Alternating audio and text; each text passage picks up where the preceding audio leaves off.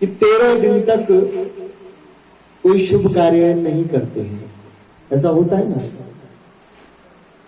तो क्या किया जाता है? शुभ कार्य એટલે થોડી ગુજરાતી પોલીસ ના આવડે છે મને।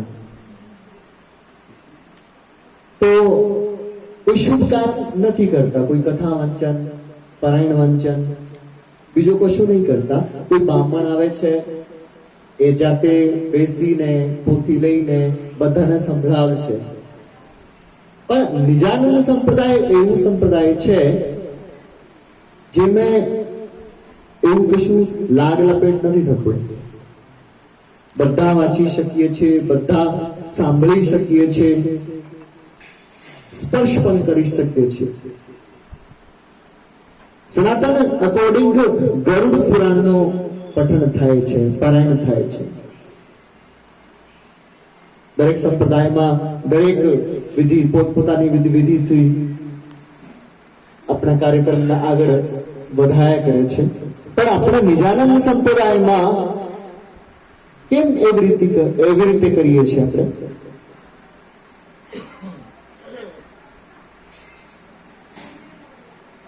પુષ્ટિ માર્ગમાં એક રસિક સંત હતા, વિઠ્ઠલજી। વલ્લભાચાર્ય મહાપ્રભુજીના સુપુત્ર હતા। તો તમે બધા જાણો છો, ગુજરાતના જ છો। વલ્લભાચાર્ય સંપ્રદાયમાં બહુ અપ્રસ્થી સેવા થાય છે।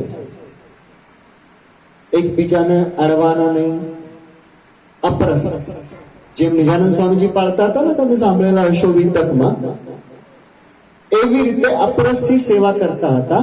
તો તે વખતે એક એમનો શિષ્ય હતો ચતુર્ભુજ નાથ, ચતુર્ભુજદાસજી એમના શિષ્ય હતા। એમનો મોટો છોકરો એક્સપાયર થઈ ગયો હતો કારણવશ કઈ, તો એ રડવા માંડી ગયો। જ્યારે વિઠ્ઠલ વિપુલજીને સાંભળ્યો કે મારો શિષ્ય રડવા માંડી ગયો છે, આટલો જ્ઞાની હોવા પછી, આટલો રસિક હોવા પછી, તો જ્યારે આપણે બેસવા માટે જઈએ ને, સાધુ સંતો પણ જતા હતા। વિઠ્ઠલજી પૂછ્યો કે તમે કેમ રડો છો? તો બોલ્યા, જય તમને તો ખબર છે ને કે આપણે સનાતન પદ્ધતિમાં, વલ્લભાચાર્ય પદ્ધતિમાં 12-13 દિવસ સુધી મંદિરમાં નથી આવી શકીએ, એના માટે હું રડું છું। હું મારા પોતે છોકરા માટે નથી રડી રહ્યો, એ મરી ગયો તો એના પાછળ હું રડી રહ્યો છું, એના પાછળ નથી રડી રહ્યો, મારો મંદિર આવવાનો બંધ થઈ જશે એના લીધે હું રડી રહ્યો છું।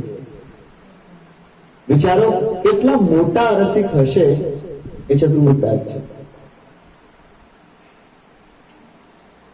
જ્યારે મેં આ વાત સાંભળી હતી ને ભક્તમાલ ગ્રંથમાં, તો મેં વિચાર કર્યો કે મારા સ્વામી પ્રાણનાથજી અમને કેટલી મોટી નિંદ આપીને ગયા છે, જે અપરસ પરસ શુભ અશુભનો વિચાર નથી કરતી, કેવલ આનંદના વિષય પર વિચાર કરે છે। આપણે માનવ જન્મમાં દુઃખ અને સુખ એ તો બંને થાય છે। સુખના પાછળ દુઃખ, દુઃખના પાછળ સુખ આવે જ છે। પણ આપણો સંપ્રદાય સુખ દુઃખની પરેની વાત કરે છે, આનંદની વાત કરે છે।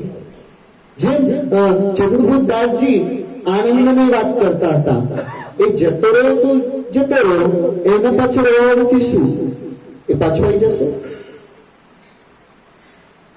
તો આપણે પ્રણામી સંપ્રદાયમાં, નિજાનંદ સંપ્રદાયમાં પણ એવું જ કરીએ છીએ। આપણે 3-4 દિવસ સુધી જે કરવાનું એ કરીએ, પછી જ્યાં સુધી અમારે તો એના ફૂલ નાખી આવે છે, તમારે આ નહીં નાખતા હોય ખબર નહીં મને, તો 3-4 દિવસ પછી પારાયણ બેસાડવાની પ્રથા છે।